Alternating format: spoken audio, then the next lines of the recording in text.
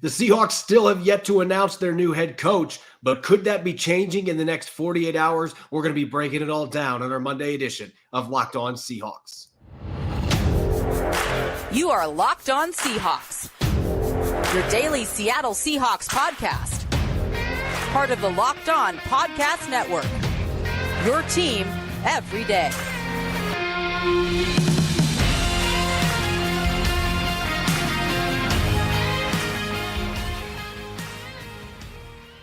Greetings, 12. This is Corbin Smith, host of the Locked On Seahawks podcast, your daily Seahawks podcast, part of the Locked On Podcast Network, your team every day. Glad to be joined here for our latest Monday installment by my co-host in crime, Rob Rang. And a special thanks to all the 12s out there, whether you're listening in Cannon Beach, Oregon, or Reno, Nevada. We appreciate each and every one of you for making Locked On Seahawks your first listen 5 days a week. The Seahawks still have yet to announce a new head coach, but there's a very good chance that that is going to change in the next couple of days. We'll be breaking down the latest in Seattle's search to replace Pete Carroll. We've got a Monday mailbag, and we're going to be diving into which pending free agents from the Seahawks would be the best fit to re-sign with a number of coaching candidates that are still in the mix at this time. This episode is brought your way by Prize Picks, the easiest and most exciting way to play daily fantasy sports. Go to prizepicks.com/LockedOnNFL and use the code all lowercase LockedOnNFL for a first deposit match up to $100. Now for your lead story here on our Monday edition of Locked On Seahawks. Yesterday was championship weekend, maybe the best weekend in pro sports, even over the Super Bowl. The top four teams duking it out, trying to get to the big game. And the Seahawks, they had their eyes closely on two teams in particular, the Lions and the Ravens. It has been well documented that the Seahawks remained interested in Ravens defensive coordinator Mike Macdonald, even though they had not had an interview with him to this point. And Ben Johnson already had talked to the Seahawks, but both those coaches were still very much on the radar to replace Pete Carroll. And for Seahawks fans that were hoping for this process to be expedited, getting a new head coach, you got your wish, because both the Ravens and the Lions lost yesterday. Their seasons are over. And now, due to various reports that are out there, the Seahawks were set to visit with Ben Johnson today for a second time, and they get their first crack to talk at Mike Macdonald tomorrow. So couldn't have worked out any better for John Schneider and company now as they try to put the finishing touches on this very long coaching search. Yeah, exactly, Corbin. And that's what it comes down to is that the Seahawks are going to have their opportunity to talk to the two coordinators that they have been most linked to in this entire process. As you said, according to various reports, they are first going to meet with the current Detroit Lions offensive coordinator, Ben Johnson, and then they will, and they did that today on Monday, January 29th, and they will be meeting, presumably, if they don't come to an agreement with Ben Johnson in the meantime, they will be meeting on Tuesday, January 30th with Mike Macdonald, currently the defensive coordinator of the Baltimore Ravens. I suspect that John Schneider and the Seahawks top brass will then be traveling south to the Senior Bowl. That has been the strategy that he has undergone in the past. But I think that explains part of the reason, just geographically, why the Seahawks are basically moving from west to east to first have that second interview with Ben Johnson, the first interview with Mike Macdonald. And there's been all kinds of rumors and innuendo about why Seattle would prioritize Johnson. Again, as I just tried to mention, just from a geographic standpoint, I think that the Seahawks are going to talk first with Johnson and then Macdonald before going down south to Mobile, Alabama from the from the Baltimore, outside of Washington, D.C. area here. And again, I mentioned Washington, D.C. in passing because, of course, the Washington Commanders are the only other team that are still looking for a head coach. They have been linked so many times in the media to Ben Johnson. I don't know that that is a given. ESPN's Adam Schefter is reporting the exact same thing, that while there has been a lot of media innuendo, that it's not necessarily a given that that Ben Johnson is going to be joining the Commanders, and the Seahawks are going to be left with their choice of Mike Macdonald or Dan Quinn or somebody of that nature. So to me, what this really comes down to is that John Schneider and the Seahawks are going to get their opportunity to basically make their pick of who they want to replace Pete Carroll. Obviously, is a massive decision that John Schneider has in front of him. But, when this entire process began, Corbin, you and I kind of talked about some of the different head coaching candidates that were out there that we thought might make some sense for the Seahawks. I mentioned Raheem Morris. You mentioned Dave Canales. We mentioned several different coaching candidates who have since gone on to fill spots elsewhere. But I do think that John Schneider and the Seahawks have done a terrific job. They basically have been patient. They still have two of the absolute best candidates available to them. And, again, as you mentioned, what a spectacular audition that both Ben Johnson and Mike Macdonald, albeit in losing causes, but still, I really thought that what Ben Johnson and his offense was able to do against the San Francisco 49ers, the fact that they scored on 4 of their 5 first possessions, came back after the second half, and of course, the Lions lost that game, but still, I don't think you can blame anybody. You certainly can't blame Ben Johnson and his play calling for why the Lions ultimately lost that game. And if you're going to go back to what Mike Macdonald and the Baltimore Ravens were able to do against Kansas City Chiefs and Patrick Mahomes, in my opinion, I think he's making a case that he might just be the greatest quarterback this league has ever seen. He's absolutely spectacular. Didn't allow his defense didn't surrender a single point in the second half of that AFC Championship game. So again, I think when it's all said and done, John Schneider and the Seahawks are going to have their pick of the litter essentially, and it gives me all the more reason to feel very, very confident about this franchise's success and future moving forward. I'm glad that you mentioned the words final audition, because that's really what this was. Over the last week, there's been so much noise out there about John Schneider and company wanting to speak with Mike Macdonald, but the timing of moving Pete Carroll from the coaching position to an advisory role, the timing of that really made it very difficult for them to get that interview set up with Macdonald, because you had to speak with them before the Friday before the wild card round with a bye week team. You couldn't talk to him after that point with the new revised rules. So they had a very small window there, and ultimately they decided to play a waiting game. They did not interview anybody until January 17th, a week after Pete Carroll's press conference saying goodbye. So this has been a slow played process. It has gone how the Seahawks really hoped it was going to, with all these great candidates still being available and only one other team to compete with. They are going to get Ben Johnson or Mike Macdonald. If those are their top 2 candidates, they're going to get one of those guys. They're guaranteed that, unless some team miraculously, like say the Dallas Cowboys, decides at the last minute, you know what, Mike McCarthy, we said you were coming back, but no, you're not.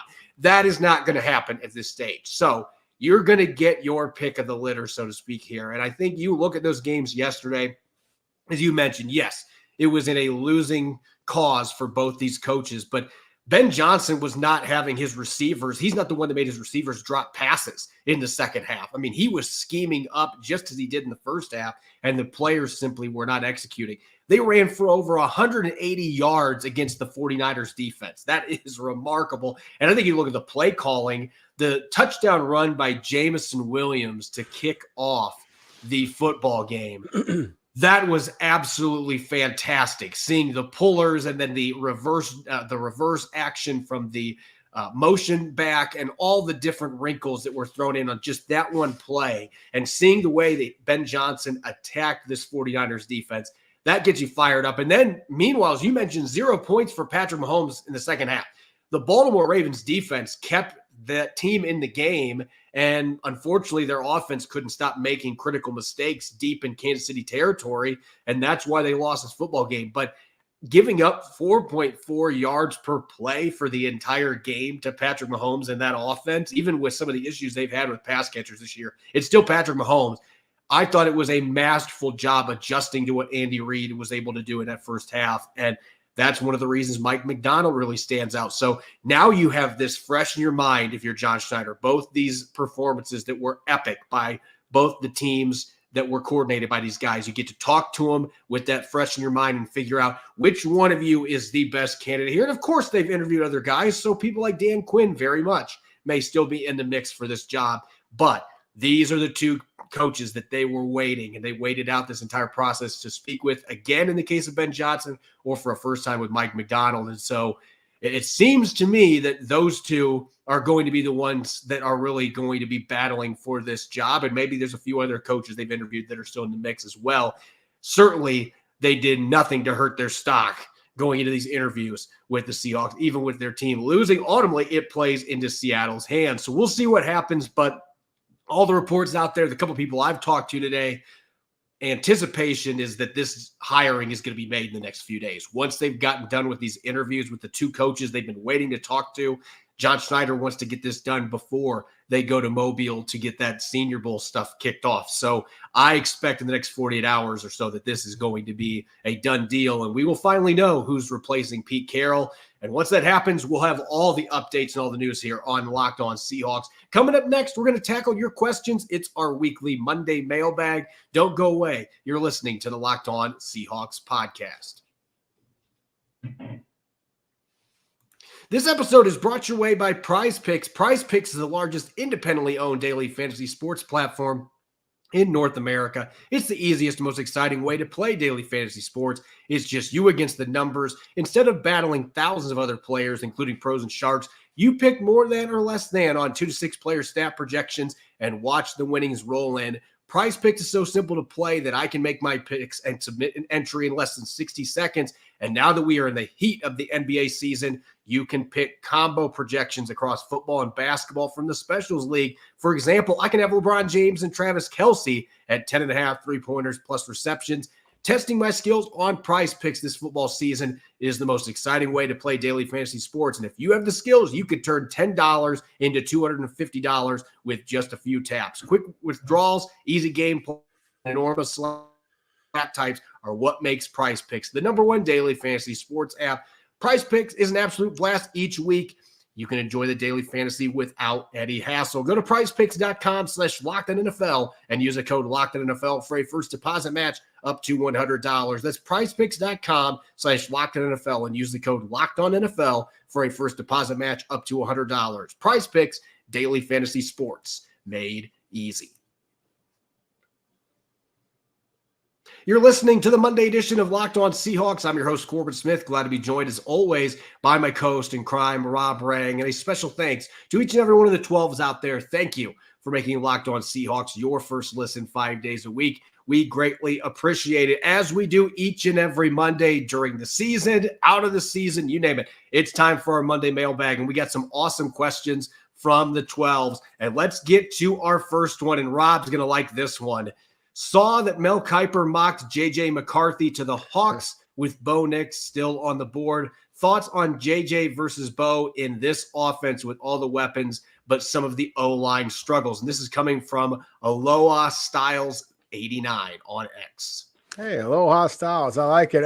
So here's the thing is, obviously we don't know for sure what exactly the Seahawks are going to be doing on offense. And I think that it is fascinating to really kind of look at J.J. McCarthy, Bo Nix, Michael Penix Jr., some of the other quarterbacks that might be available to the Seahawks. I would be surprised with the number 16 overall selection if the Seahawks were to see any of the top 3 quarterbacks available to them. That, of course, being Caleb Williams from USC, Drake May from North Carolina, likely Jaden Daniels from LSU. I think, again, those quarterbacks are going to be off the board, and those are the quarterbacks who I think have a better accuracy from the pocket. When you look at a guy like a J.J. McCarthy and a Bo Nix, they're actually very similar type of players in a lot of ways, Corbin. They're traditional dual threat quarterbacks. They're guys that can make people miss with their feet. They keep their eyes downfield, and then they're able to sprinkle the ball in the short to intermediate levels, especially with Bo Nix. That is his forte. He reads defenses very, very well. I mean, he's a 5-year starter at the college level. You expect him him to be basically a graduate level decipherer of defenses, and that's exactly what he does. He also has great mobility. Again, that's one of the things that makes him special. With a J.J. McCarthy, talking about a player who's only basically been the starter for 2 seasons, but still the poise, the accuracy. When Jim Harbaugh, as obviously as the head coach of Michigan then, would call upon McCarthy to make those throws, there's not a lot of throws on his tape, but the throws that he made in the critical situations in which he was asked to make them really do stand out. And you can watch that on tape and get excited about it.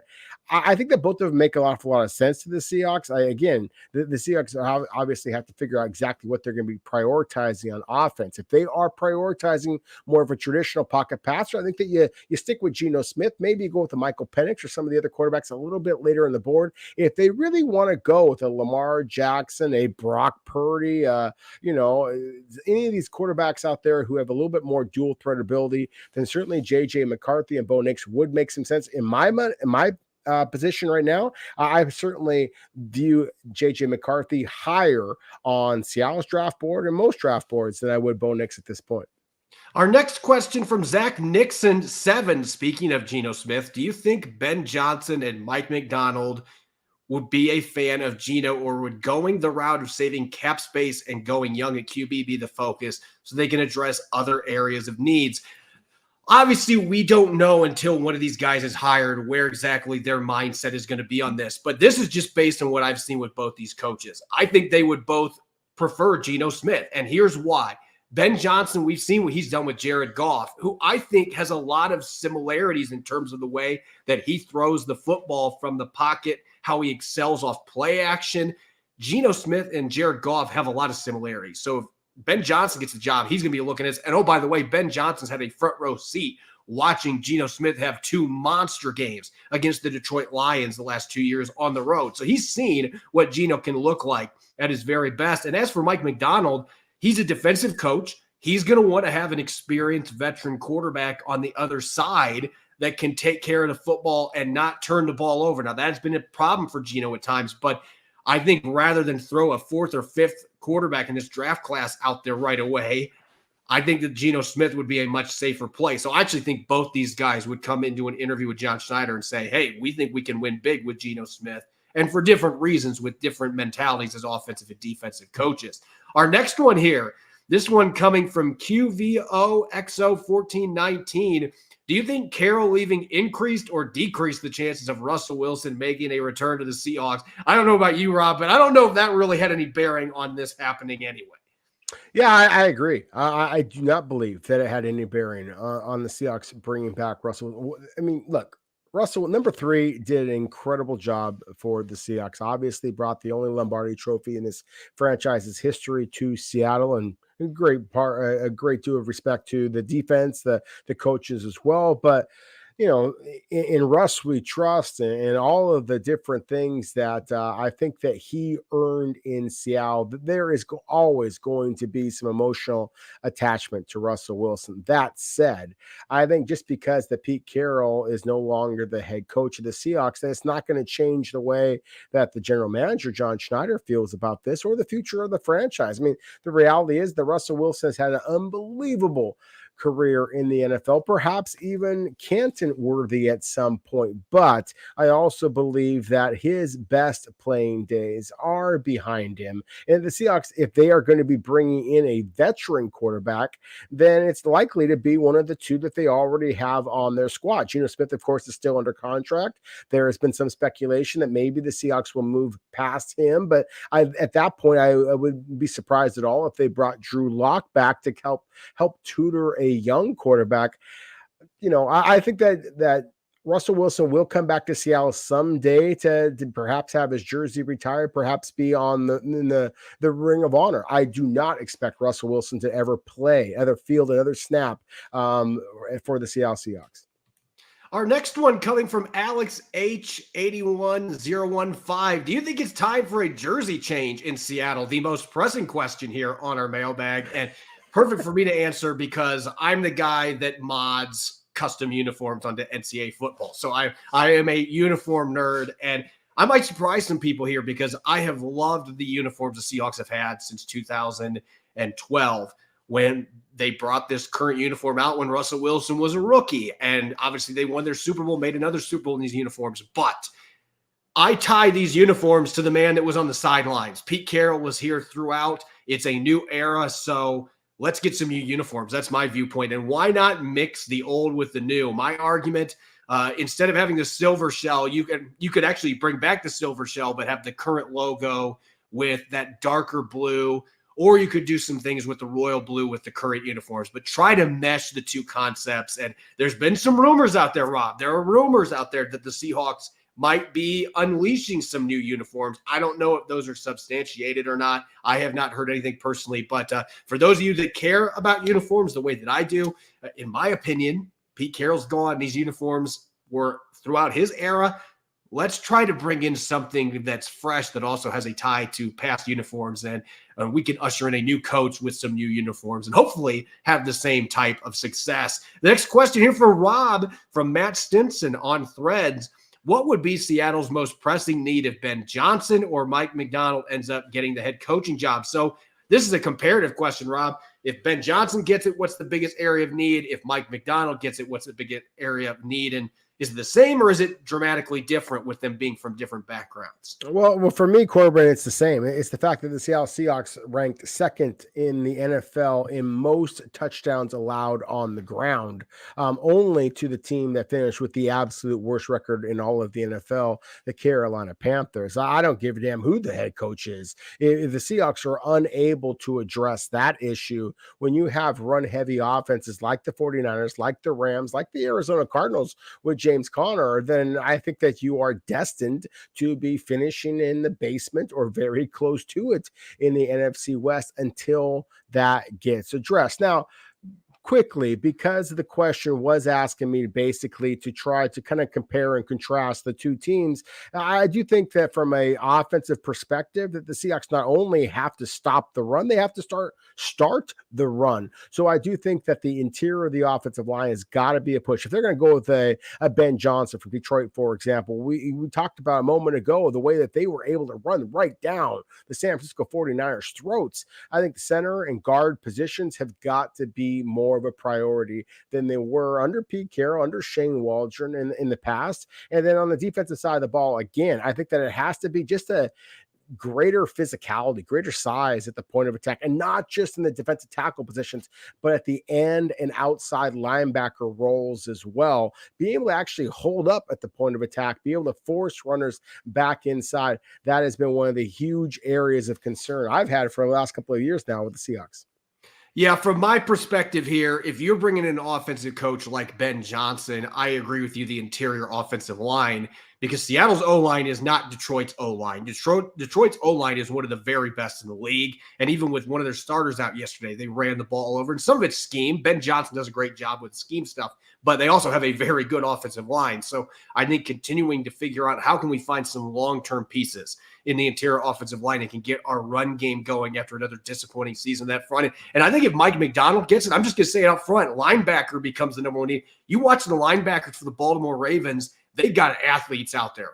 Roquan Smith, Patrick Queen, who, by the way, is a free agent and might potentially hit the market. So if Mike Macdonald comes to Seattle, maybe that's your package deal, and Patrick Queen ends up coming with him. But I think they're going to be looking at that linebacker spot to try to help with their run defense as well. Up next, speaking of perfect fits, last week we looked at outside free agents for the 6 remaining coaching candidates for the Seahawks. We're going to look at internal candidates. Which pending free agents should be prioritized for each of these candidates in contention to replace Pete Carroll? Don't go away. You're listening to the Monday edition of Locked On Seahawks. This episode is brought your way from our sponsor, BetterHelp. Life can be full of twists and turns that throw a few wrenches at you at unexpected times, so it's important to lead yourself through it all and make sure to put a focus on your mental health. BetterHelp Online Therapy will assess your needs and can match you with your own licensed professional therapist in less than 48 hours. Therapy worked wonders for me over the past year dealing with family-related health issues, but don't just take my word for it. having someone in your corner to guide you when you're struggling to navigate obstacles can be invaluable. It's not a crisis line. It's not self-help. It's professional therapy done securely online and available to people worldwide. With therapy, it can take a few tries to find the right fit for you, and BetterHelp offers a great way to invest in yourself. BetterHelp has a special offer for our listeners. Get 10% off your first month at betterhelp.com/lockedon. That's 10% off your first month of online therapy at betterhelp.com/lockedon. You're listening to the Monday edition of Locked On Seahawks. I'm your host, Corbin Smith. Glad to be joined, as always, by my co-host in crime, Rob Rang. And a special thanks to each and every one of the 12s out there. Thank you, as always, for making Locked On Seahawks your first listen 5 days a week. We greatly appreciate it. The Seahawks are closing in on hiring a head coach. We don't know who it's going to be yet at this point, but it looks like they are closing in on the finish line. And there are 6 candidates, at least by our observations, seeing who's interviewed. There are at least 6 candidates that are still very much in play here. And last Friday, Nick Lee and I, we looked at some outside free agents from the current teams of these coaching candidates that could come to Seattle as a package deal.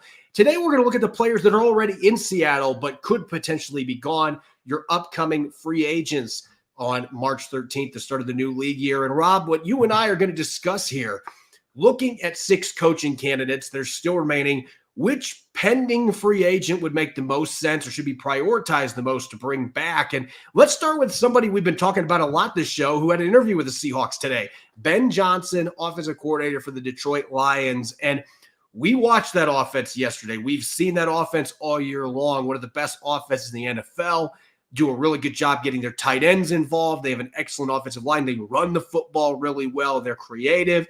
When you look at the current football team for the Seahawks and the free agents they've got set to hit the market, which player do you think makes the most sense if Ben Johnson comes back to re-sign, and why? Well, I think you initially have to just kind of look at Evan Brown. I mean, at the center position and what he was able to provide the Seahawks, I mean, it was a great deal of stability. Of course, he is going to be very familiar with Ben Johnson after previously playing in Detroit. Has guard and center flexibility. Look, I am as high on Olu Oluwatimi as just about anybody out there. I really do believe that he could be a future starter for the Seahawks. But one of the biggest reasons why, I love the idea of, say, like a Mike Macdonald as a defensive coordinator of the Baltimore Ravens, and perhaps coming to Seattle and maybe bringing the linebacker Patrick Queen, as you just mentioned a moment ago, was the fact that he would be bringing somebody who knows his scheme, could kind of play, as Pete Carroll often did, play the role of a coach on the field. Evan Brown would be able to provide that for Ben Johnson and the Seahawks. And again, it's basically checking 2 different boxes. It's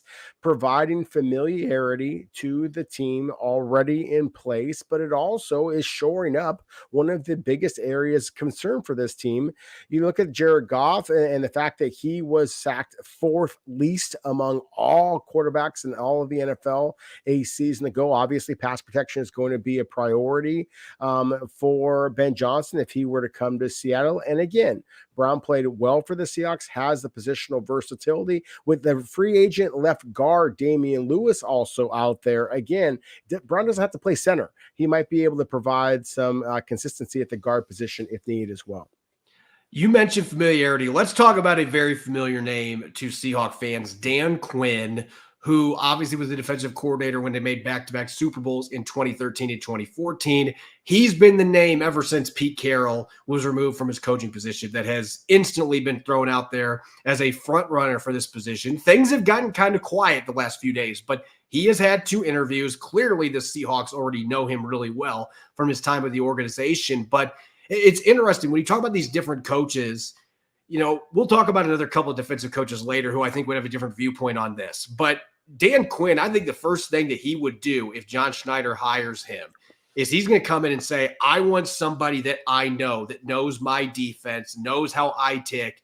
Let's make sure we get Bobby Wagner back in uniform for another season. I just think that he might be the one defensive candidate of this bunch that would just come. And not that Bobby Wagner was bad last season. He was a second-team All-Pro, but he's going to be 34. But I think Dan Quinn would be the one coach that is pounding the table saying, look, We have got to make sure number 54 is out there. I want his leadership. I want his understanding of the defense. And I still think he's a really good player. He fits what we're going to want to do, even at his age. He fits our system really well. So I think you'd make a very strong argument. And maybe Jordan Brooks, but Jordan Brooks never played for Dan Quinn before. Bobby Wagner has. He knows the system, and that familiarity is critical. We're talking about a new head coach taking over, even in a familiar place like Dan Quinn would be in Seattle. Yeah, I have to 100% agree with you on this point, Corbin. I think that Dan Quinn, the familiarity with Bobby Wagner makes an awful lot of sense. I think Dan Quinn's experience in coaching defensive linemen might make a push for Leonard Williams, just because he is expected to be the priciest of Seattle's free agents. But again, when it's all said and done, the fact that Seattle has some talent at defensive tackle and all of their linebackers, at least those with any starting experience, Wagner, Jordan Brooks, and even Devin Bush, all of them are free agents. With a guy who is as defensive minded as Dan Quinn, I do think that the linebacker position would be definitely something that he'd be focusing in on. Let's get to our next two candidates here real quick. And these are two, the reason we're going to go over them quick is because Bobby Slowick, the Texans OC, has not even had a second interview. I don't know that he is even in the mix for this job. And Patrick Graham, there's been reports out there that he's staying in Las Vegas as the defensive coordinator underneath the head coach that they retained. Pierce. I don't know why I was losing his name there, but he is staying in Las Vegas. That's the reports out there. So these two might not truly be in the mix at this point, but I'll handle Slowick and I'll give you Patrick Graham. Let's talk Bobby Slowick here, though.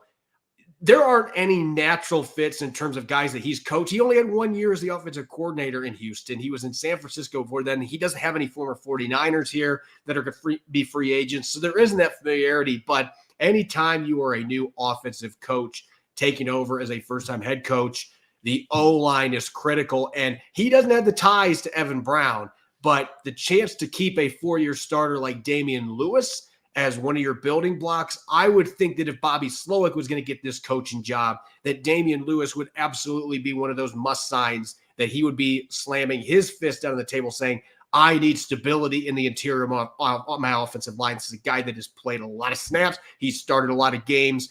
I want Damian Lewis back. As for Patrick Graham, this might be the easiest one of this entire list, considering who's out there as a free agent and who has played for him previously. Yeah, I think that's an excellent point. I mean, again, going back to Leonard Williams, Leonard Williams had his greatest statistical season as a member of the New York Giants when he was being coached by the aforementioned Patrick Graham. So I think that's an easy one to just kind of read through the tea leaves about perhaps who Graham, if brought into Seattle to be their new head coach, that would make an awful lot of sense there. I'll go back for a moment to Damian Lewis as well, Corbin, because, again, Bobby Slowick and Houston Texans has had a great deal of success with their rookie quarterback CJ Stroud, and Geno Smith actually have some similarities to them. They are athletic, but they are better in terms of just being pocket passers. And again, as you mentioned, the pass protection that Stroud enjoyed in Houston, and Slowick and his play calling was a big part of that. I do agree with you 100%. I do think that Damian Lewis is a 4-year starter, the most experienced of all of the young starting interior offensive linemen that's going to be available in free agency. That's going to be an interesting one for the Seahawks here. Damian Lewis is going to be doing an awful lot of money in free agency, perhaps more than he's worth, frankly. He's been a good player for the Seahawks. He's been a great player. That is one of the big decisions that John Schneider and, of course, whoever is brought in as head coach, whether it be Bobby Slowick or anybody else, is going to have to kind of put their thinking caps on and figure out just how much money, how much of that salary cap they want to allocate to the left guard position. We've got two more coaching candidates to cover here, and I'm going to put you on the spot here in a moment with Mike Kafka to let you finish with an offensive coach. But we got to get to Mike Macdonald, who we've talked about a lot today, and I kind of already hinted at this earlier. You look at the linebackers Baltimore had this year, Roquan Smith and Patrick Queen, both outstanding athletes, sideline to sideline athletes. They're really good blitzers, can cover, get downhill against the run. And that makes me believe that Jordan Brooks, in that case, would be the most critical player to resign because he's still only 26 years old, and he's going to be a full year extra removed from that torn ACL that he already played well coming back from. He had his best season statistically in coverage this year, even with an ankle injury that dogged him the last month of the season. I would think the skill set, the age, the way that Mike Macdonald uses his linebackers, it would be a much better fit in that system to have Jordan Brooks out there who could be a building block for your defense.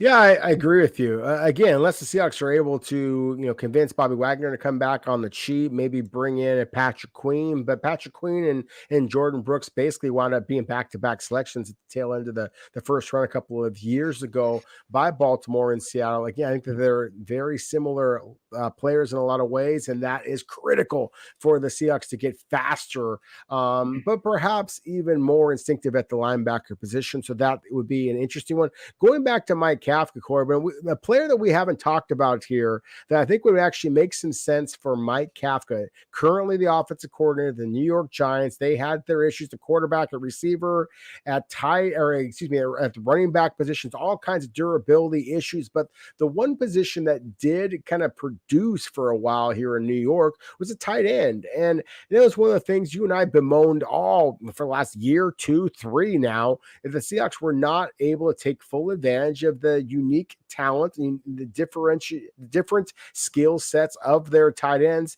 You got 2 different tight ends who are free agents, and Noah Fant and Colby Parkinson. I think that Noah Fant is the more intriguing of them just because of his straight line speed. I think they would make an awful lot of sense if Mike Kafka was the Seahawks head coach of the future to kind of buckle down at that tight end position, really take advantage of the familiarity that Noah Fant has with Seattle's current quarterback in Geno Smith, but also perhaps again with Drew Lock, of course, who we played with in Denver. To me, tight end would be a position that I think that Mike Kafka would be looking to try to kind of extrapolate those numbers over the course of a full season, rather than just use him every now and then, the way that Shane Waldron and Seattle's play callers in the past use that position. Kafka also started his coaching career under Andy Reid in Kansas City. We know Andy Reid, as good as anybody, he's going to go to his tight ends. And so where he's been schooled, I would think that would be a position that he would want as much talent as possible to try to bring into the fold for his offensive scheme. So that could be a very interesting combination if Seattle surprises and chooses Mike Kafka for the coaching position. As always, you can follow me on X and Threads at Corbin Smith NFL. You can follow Rob at Rob Rang. Subscribe and follow Locked On Seahawks on YouTube and wherever you get your podcast to make sure you don't miss a single episode. Coming up tomorrow, we may or may not have a new head coach for the Seattle Seahawks. If we do, obviously, we are going to be breaking that all down on our latest episode. And we're going to continue our report card series as well, shifting to the receiver position. You won't want to miss it. Enjoy the rest of your Monday night, and thanks for listening. Go Hawks.